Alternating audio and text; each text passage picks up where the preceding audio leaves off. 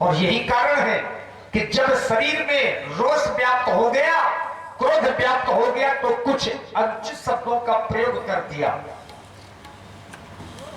किसी के क्रोध को देखना हो तो कभी कभी व्यक्ति के क्रोध का संचालन उसके मुख की आकृति से ही लग जाता है। लक्ष्मण जी की ओर देखा तो लक्ष्मण जी की भौहें टेढ़ी पड़ गई, नेत्र क्रोध के कारण लाल हो गए और होठ कुछ कहने के लिए फरक रहे हैं। माथे लखन कुटिल भई भोहे, रटपट फरकत नयन दिशोहे। संकोच कर रहे हैं बड़े भैया श्री राम, बाबा विश्वामित्र जैसे ज्ञानी बैठे हैं, नहीं बोल रहे थे, लेकिन जो ही जनक के वाक्यों को याद किया तो लक्ष्मण भैया से रहा नहीं गया। कहीं न सकत रघुबीर डर, लगे बचन जनुबान, नाई राम पद कमल शिरो, बोले क्या प्रमाण।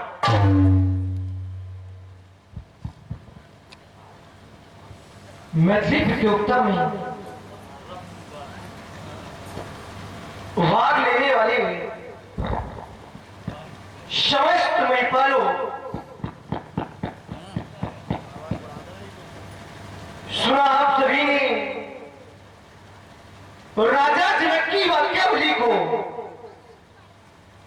राजा जनक के द्वारा किसी व्यक्ति विशेष को ही नहीं, वर्ग की समस्त वीर जाति का घोर अपमान करते हुए कह दिया, अब जन को माखे बटमानी, वीर वीर मही में जानी, तजौ आस निज निज गृह जाहु, लिखा न विधि वैदेही विवाह।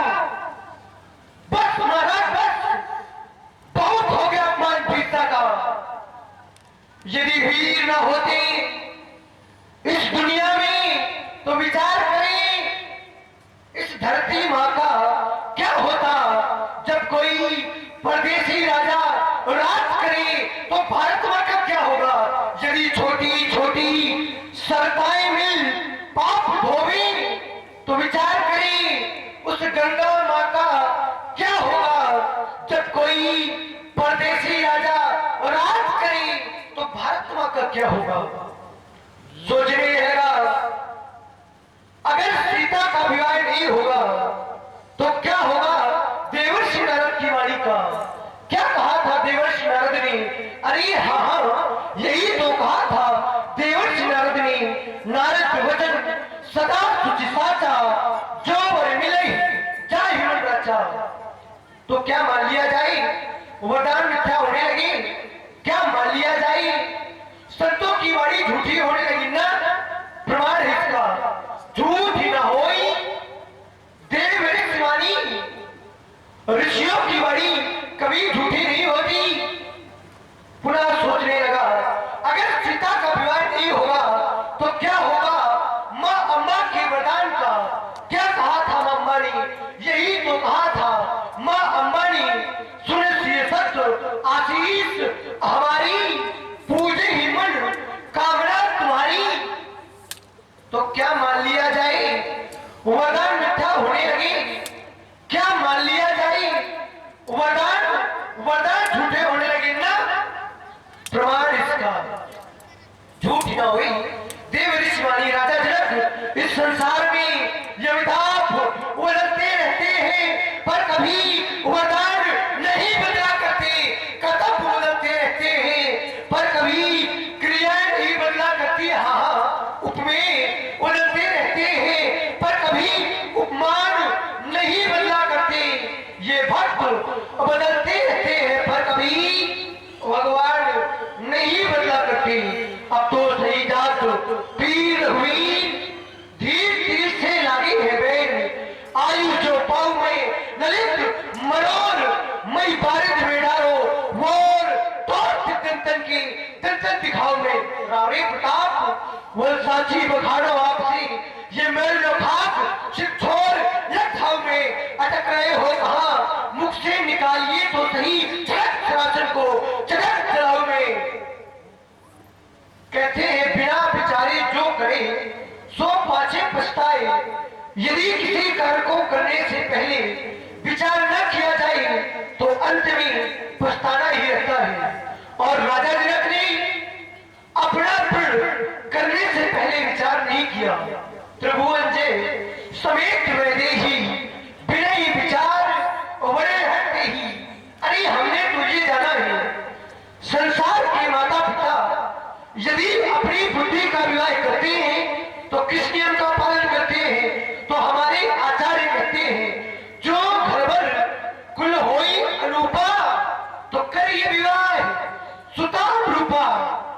विवाह करने से पूर्व घर देखा जाता है, वर देखा जाता है, कुल देखा जाता है, इसके बाद पुत्री का विवाह करते हैं।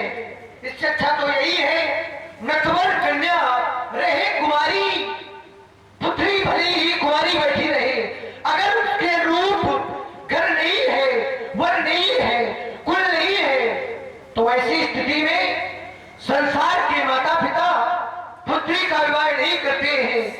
लेकिन राजा जनक ने इस नियम का पालन नहीं किया। रघुवंश में चाका होई तो तई समाज अस कहीं न कोई। कही जनक जिस अनुचित वाणी विद्वान रघुकुल मरी जानी। सुनो भानुकुल पंकज भानु कहा स्वभाव न कछु अब मानू। जो तुम्हार अनुशासन पाऊं कंद क्यों ब्रह्मांड भाऊ। तोरो छत्तिक दंड जीव तो प्रताप वल्लाथ जो न करो प्रभुपत समर्थ। तो पुण्य धरो धनुभात पुण्य धरो धनुभात। लक्ष्मण जी ने क्रोध किया और क्रोध का ऐसा प्रभाव हुआ कि आज तो पूरी धरती डगमगाने लगी। ये है लक्ष्मण जी के क्रोध का प्रभाव। लखन सकोप बचन जी बोले डगमगानी मही दिग्गज डोले। राम जी ने देखा कि अब तो अंकित हो जाएगा, इशारे से ही भैया लक्ष्मण को शांत कर दिया। सह नहीं माने इशारे से। सह नहीं रघुपति लखन निवारे प्रेम समेत निकट बैठा रे। अब तो पूरी समाज का ध्यान, जो समाज में सबसे बड़े अधिकारी के रूप में और सबसे बड़े मंच पर बैठे हैं, अब सबका ध्यान बड़े वालों की ओर चला गया। और बड़े कौन है? बाबा विश्वामित्र। पूरी समाज देख रही है आखिर महामुनि क्या कर रहे हैं। तो बाबा ने जाना कि अभी तक समय शुभ नहीं था। विश्वामित्र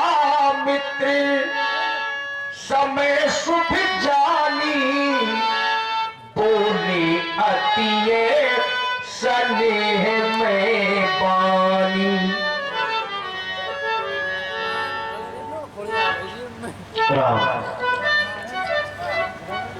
सखे समय शुभ जानी। कौन सा समय शुभ जाना? यह धनुष अभी तक राजाओं पर आधारित था। केवल राजाओं के द्वारा इस धनुष का खंडन होना था। इसलिए अभी तक वह समय की प्रतीक्षा जो मैं कर रहा था वो समय नहीं था। जिस समय महाराज जनक के द्वारा कहा गया वीर विहीन मई मैं जानी, तब यह धनुष वीरों पर आधारित हो गया। राम लक्ष्मण एक वीर है।